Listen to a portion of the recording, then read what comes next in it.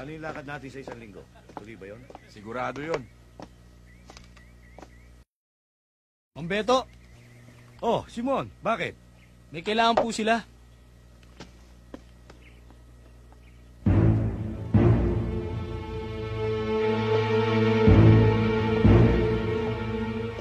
May sadya ka raw, ma'am. Meron. Pero dalawa lang ang sadya ko dito. Siya.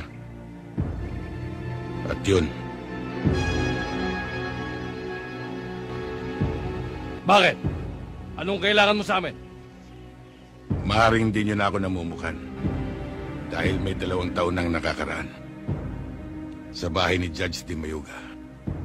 Ako lang ang natirang buhay. Kaya yung mga naririto na hindi kasama lumayo na. Dahil papatayin kong 2 ito eh.